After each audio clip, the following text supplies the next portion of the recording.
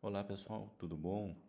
Então, vamos fazer uma videoaula rápida sobre IPv6, tópicos principais. Não uma videoaula, não uma aula convencional, né? Como a gente fez em sala de aula, no laboratório, né? Mais longa, mas sim abordando os tópicos principais aí que vocês vão precisar no aprendizado de vocês aí dentro do IPv6. Então, esses slides aqui, algumas figuras eu tirei do material da Cisco, certificado da NET Academy, e outros do material do Gustavo Salvador Calau. Tá? Então, IPv6. O que a gente tem que saber? Stateless Auto Configuration. O que quer dizer isso? Ele, por si só, tô colocando os IPs nas interfaces, tá? Ele já manda endereços IPv6 de forma automática, sem tu precisar fazer mais nada. Tu não precisa de um servidor DHCP, tá? Para auto ou configurar um servidor DHCP para ele mandar endereços IPs. Ele automaticamente, tu botando o IP numa interface, tá? Obviamente tu vai ter que dar aquele comando IPv6 unicast routing, ele já larga IPv6 nas interfaces. Nas interfaces não, para os hosts, né? Alcance fim a fim sem precisar de endereços privados e NAT. Então não precisa de NAT, não existe endereços privados, tá? Mas são poucos utilizados no IPv6. Melhor suporte para mobilidade, a gente vai ver, melhor para aplicações em tempo real. Então aqui um exemplo de notação, ele é dividido em 8 partes, 1, 2, 3, 4, 5, 6, 7, 8. Cada uma com 16 bits, correto? Tá? Essa primeira parte aqui que a gente tem é a parte global, que normalmente a gente recebe, né, do provedor. Tá? A gente não altera. A parte de subrede, isso aqui a gente pode variar um pouco. Tá? E a parte final aqui é a parte do host, que vai variar. Né? Parecido com IPv4, né? Aqui importante, os zeros à esquerda, a gente pode suprimir eles para não ficar uma anotação muito grande. Então, aqui, ó, os zeros à esquerda eu suprimo. Tá? Então, a gente consegue observar que os zeros à esquerda não existem mais. Então, aqui, ó, sumiu os zeros. Essa duas vezes o dois pontos, eu posso fazer somente uma vez. Olha aqui, ó. Somente uma vez. Então, aqui a gente tem um outro exemplo de endereço IP.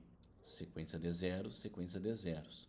Duas vezes os dois pontos, eu posso usar somente uma vez. Tá? Aqui tem a sequência de zeros, eu não posso fazer duas vezes. O que ele fez? Uma vez o zero, outra vez o zero.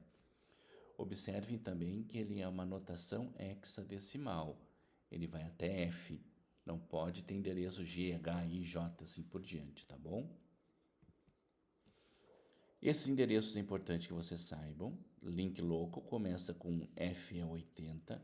É um endereço que, se teu sistema operacional já tiver suporte IPv6, ele já gera para ti de forma automática o FE80. Todos os endereços multicast, observem que o IPv6 não tem broadcast. Multicast, tu manda para um grupo de roteadores, grupo de hosts e assim por diante. FF. Aqui é o endereço privado, né, do IPv6, que é pouco utilizado, começa com FD, e o Global Unicast, endereço global, 2 até 3. Vão liberar, se caso necessário, mais adiante, novos endereços, novos ranges aqui, né? Aqui um pouco, lembram da parte da direita do endereço IPv6? Tá? Como é que ele é gerado? Como é que ele é colocado? Eu pego o meu endereço MAC do meu computador, que é de 48 bits, e eu faço um enxerto. Para que eu faço esse enxerto? Para tornar ele 64 bits. Tá? Então, 48 eu faço um enxerto de quê? FFFE. Tá? Então, isso aqui é uma regra, FFFE. E eu vou flipar, alterar o sétimo bit desse cara aqui. Ó. O que eu vou pegar? Aqui, o 1zinho, ele é composto por 4 bits, né? Então, eu tenho 1, 2, 3, 1, 2, 3, 4, tá? Então, eu não vou mexer nesse cara aqui, tá? Eu vou mexer no 7º bit, então eu vou contar 1, 2, 3, 4, 5, 6, 7. Chegou. E o 7º bit é 0, porque 0 é uma sequência de 4 zeros aqui. E o 1, 0, 0, 0, 0, 1. Então, eu vou contando da esquerda para a direita, 7º bit. Cheguei no 7º bit, troca ele. De 0 passou para 1. Se eu for converter isso aqui, 0, 0, 1, 0, vai ficar 2. Então, esse aqui vai ser a minha parte da direita do meu endereço IPv6, entendido?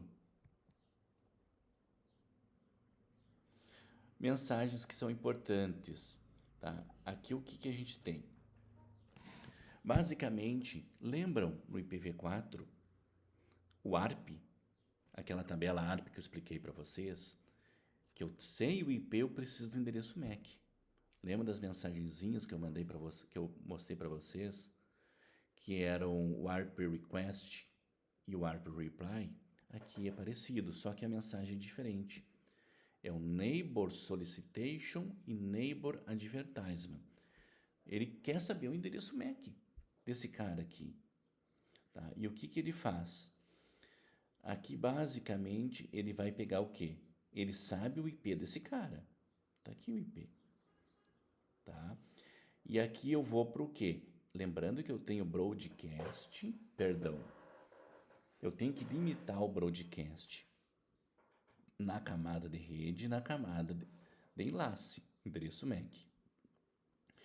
Então, aqui eu gero uma mensagem chamada Solicitation Node Multicast, baseada, olha só que inteligente, no IP do destino. Eu já mando para um grupo. Diferentemente do IPv4, do ARP, que eu mandava para todo mundo, porque eu não tinha. Não é que eu não tinha. É uma evolução do IPv6, né? Olha só, a parte final, eu tenho o FF, 02, 2.2.1. O FF é multicast, isso a gente não mexe. E essa parte do final aqui, ó, o 200, eu pego do quê? Do IP do cara, do target dele.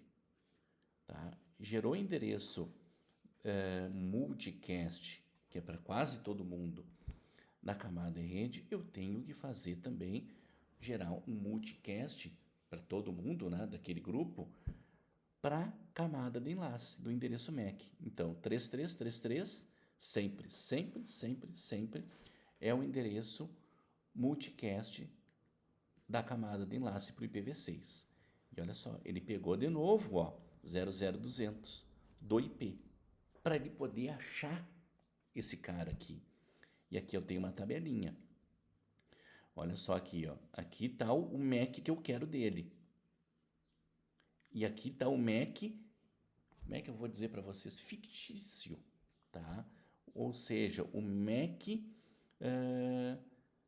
multicast dele, que ele gera de forma automática quando liga ele. Tá? Então eu tenho MAC, eu preciso desse MAC original aqui. Mas ele já tem aqui esse endereço aqui. E eu vou confrontar, ó. 33FF é igual a esse? É. Então pode mandar agora o meu, entre aspas, original para esse cara aqui. Tá? É um processo um pouquinho complexo, né? Mas importante que vocês saibam. Principalmente essas duas mensagens, Neighbor Solicitation e Neighbor Advertisement. Tá? Importante também aqui, os cabeçalhos. IPv4 20 bytes pode variar e 40 bytes aumentou, tá? Aumentou, mas diminuiu a quantidade de campos aqui, tá? O que a gente tem aqui? A versão no IPv4 permanece o mesmo no IPv6, tá? Alguns pontos aqui para destacar. Flow Label aqui, tá? Que é o que? O agrupamento de dados semelhantes. Por que o agrupamento de dados semelhantes é importante? Porque vamos pensar o seguinte, um exemplo bem tosco. Vai uma imagenzinha num dado, vai um som. Tá? São vários tipos de dados que estão trafegando ali, né? HTTP, portas, enfim, pense em vários dados. Se eu agrupar eles, fica mais fácil para o receptor processar eles, porque ele não precisa verificar o conteúdo. Ah, é uma imagem. Não, tudo isso já é uma imagem. Então eu rotulo isso. Fica mais fácil para o receptor. Ele não precisa abrir pacote por pacote. Flow Label. Aqui é para QoS, Traffic Class. Aqui é o meu Next Reader, que eu indico o quê? Camada de cima, camada de transporte. Que protocolo que eu estou usando? Aqui eu já indico aqui. TCP, UDP, assim por diante. Hope Limit é o mesmo que o TTL, Time to Live. Lembra o que é o Hope Limit e o Time to Live? Tá? Eu vou decrementando esse valor. Pode começar por 255, 200. Quando chegar a zero, o pacote é descartado pelo roteador para ele não ficar na internet aí para sempre. Ou incomodando, né? O que mais que eu posso destacar aqui? Importante. No IPv6 a gente não tem essa parte de read checksum, fragmentação, tá? Porque o roteador lá no IPv6 não faz a fragmentação, tá? Ele já é previsto isso no computador antes de sair. Checksum não existe mais, tá? Checksum não existe mais. Essa parte de controle de erros, parte de controle de fluxo, que não tem mais no IPv6, é feito no TCP e UDP. E agora no UDP de forma mandatária, né? Então não tem por que eu me preocupar com isso. Tira isso. Não tem por que tu ter uma grande segurança no IPv6, na camada de rede, que é o IPv6, sendo que eu já tenho. O TCP já me faz isso, né?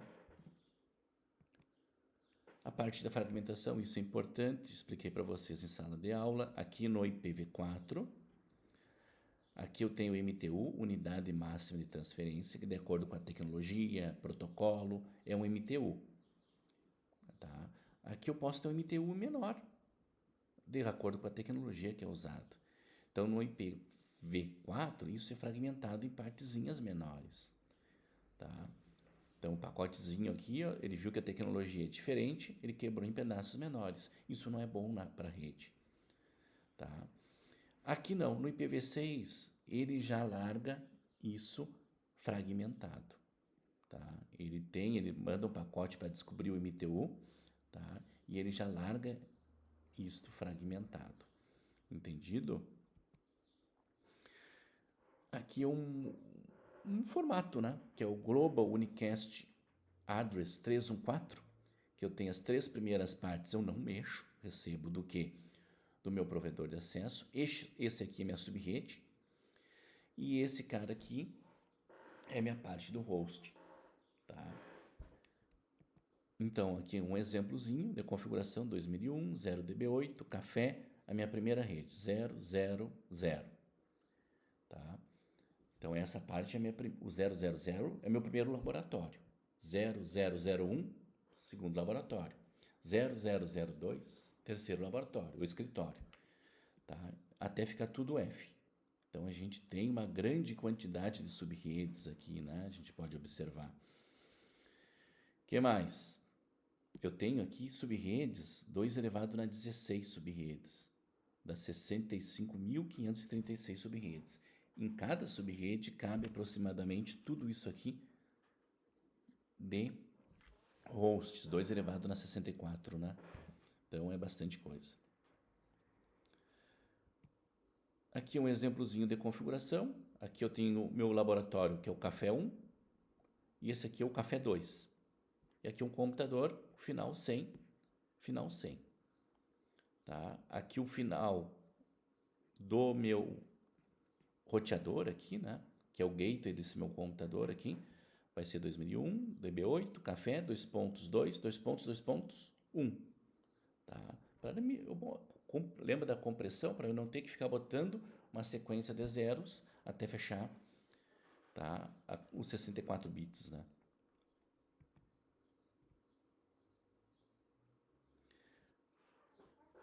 Vamos ver o que eu posso destacar aqui de importante. Lembrando aqui, né, que essa parte de botar o FF, FE dentro e o 7 bit a gente alterar ele, né, flipar, trocar de 0 para 1 ou de 1 para 0, ele foi descontinuado, tá? Mas ele segue lá no F80 no link local. Lembram lá? Ele segue, tá? O que ele foi alterado foi nos sistemas operacionais mais novos. Esse número aqui é gerado um número aleatório para evitar rastreabilidade. Tá? Por exemplo, assim, essa parte final aqui, independentemente de onde eu vá, vai permanecer o mesmo. Tá? Então, os engenheiros ali, os analistas pensaram nisso e geraram, fizeram outro formato, né? Geraram um número aleatório, como a parte final do host. Aqui então, o que a gente tem? Essas mensagenzinhas, eu preciso que você saiba, router solicitation, estou pedindo endereço IPv6, o protocolo ICMP é muito importante dentro do protocolo IPv6. E o router advertisement eu estou mandando configurações de endereços IPs. Tá? Então aqui esse router advertisement, ou o RA, ele está sempre mandando. Mas o que ele está mandando? O seu prefixo. Não todo. Ele vai ser constituído aqui pelo quê? Pelo endereço MAC dele, mais o FFFE, tá? Em sistemas operacionais mais antigos. Nos mais novos, ele gera de forma automática um número aleatório. Slack, então, Stateless Address Auto Configuration. Tá aqui o DHCP tristezinho, né? Porque não precisa dele. O roteador mesmo já manda endereço IPv6 de forma automática. Slack com Stateless DHCP. Esse cara manda IP e máscara, por exemplo, né? E gateway. Eu posso deixar esse cara aqui para mandar o servidor DHCP v6, né? Para mandar DNS, por exemplo. Ou cancelar o roteador, né? E deixar tudo para o DHCP oferecer tudo. Menos utilizado. Tá, pessoal? Para não se alongar, é mais ou menos isso aí. Agradeço aí para vocês. Um forte abraço.